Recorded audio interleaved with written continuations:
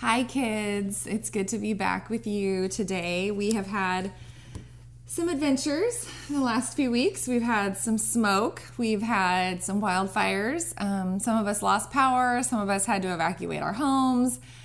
There have been a lot going on. We had a lot going on, didn't we? We had Oma and Papa here for a while, and it is good to be back home and back to clean air and back with you. So we're going to keep going through the Sermon on the Mount together. We're going to look at the next 3 Beatitudes, and I just thought it'd be fun to have Heidi Boo here with me. She would saying hi to all of you. We miss you. We miss seeing your faces.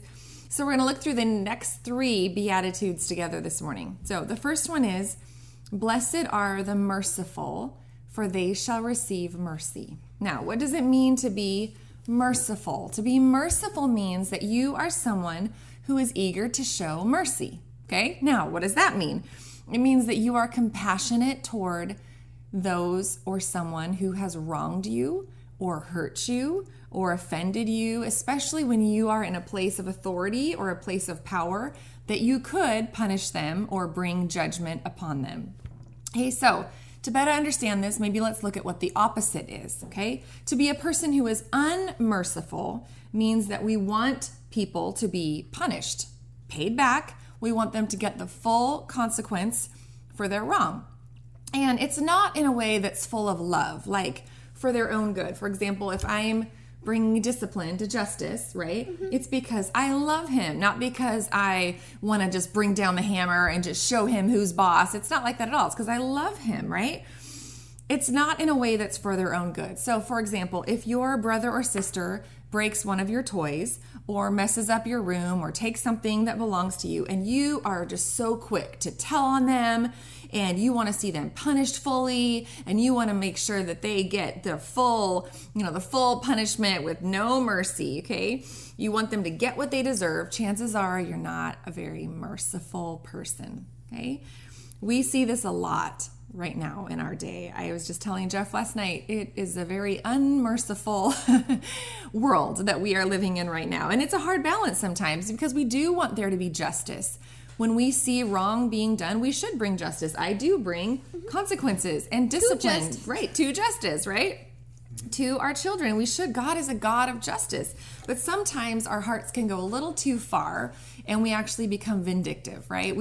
That's a big word. That just means that we want people to get their punishment, and we don't have a heart of mercy that really wants what's best for them. A merciful person, rather than harboring that anger and wanting people to always get what they deserve, a merciful person is actually saddened when they see someone doing wrong. We've been reading a book called The Hiding Place, and it's interesting to see how the main character, Kari, is actually saddened when she sees the bad people hurting the innocent people, because she recognizes that they are being caught up in evil. She's not angry necessarily. She is saddened by what she sees in them.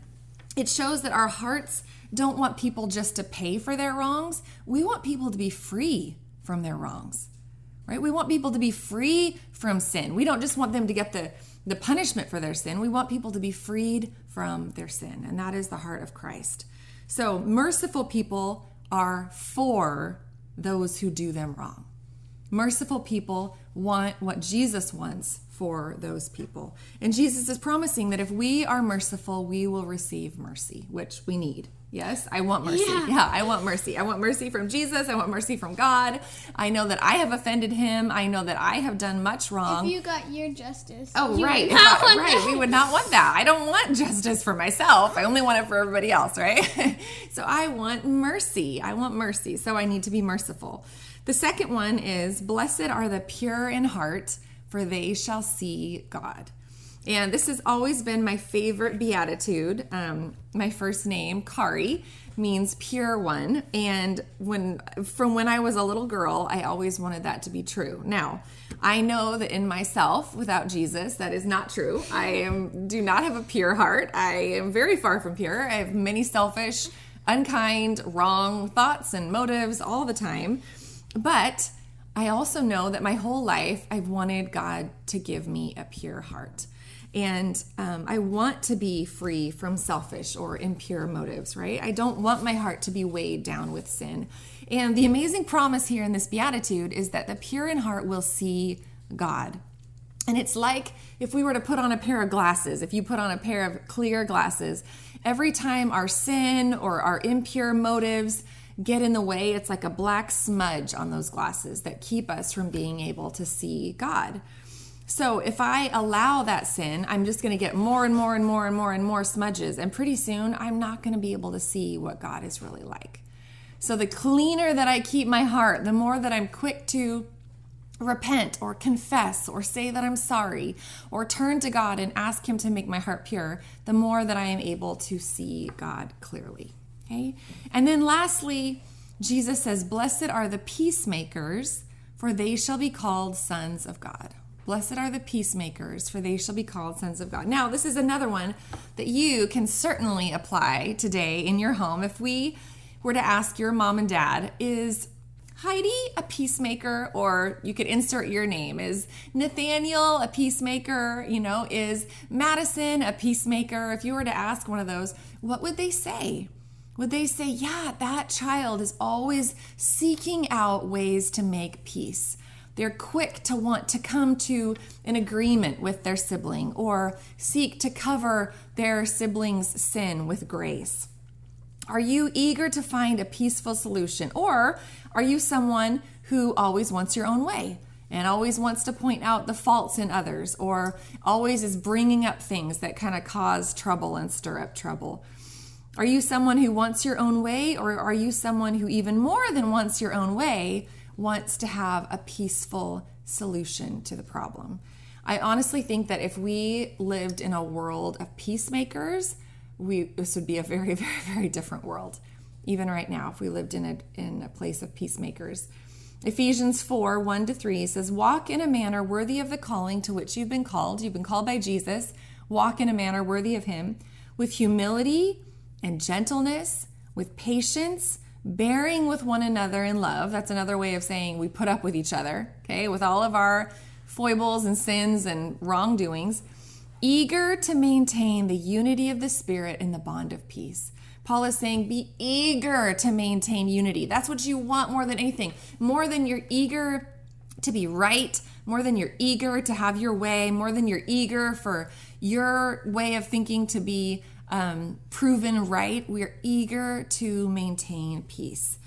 That is what God has for us, bearing with one another. That's being merciful, right? Bearing with one another in humility and gentleness. So let's ask these 3 questions as we close. Okay, first of all, the next time that someone hurts you or offends you or wrongs you, which chances are is going to be today, right? Or at least probably tomorrow, sometime this week, consider, how can I be merciful to this person? How could I show them mercy more than even wanting them to be punished or to get what they deserve? How can I be for this person and extend mercy? Secondly, maybe this week, ask God, or even right now, if you're going to go to prayer with those who are with you, ask God to show you any ways that he wants to purify your heart. Okay, ask him to wipe away those smudges of sin that are keeping you from seeing him clearly. And then third, how are there ways that you can help make peace in your home this week? Hey, how can you help cultivate peace with your parents or with your sibling, or if you're part of school right now? Are there ways that you can help your friends to be at peace with one another? I am so grateful that the people that surround me are peacemakers, and it is such a joy and a blessing to live among peacemakers, to have my friends be peacemakers. And so if you are a kid and you want to be a peacemaker, think about ways you can do that this week. All right. You are merciful, pure-hearted, peacemaking kids, and we love you, and we hope you have a great week, and we'll see you next week.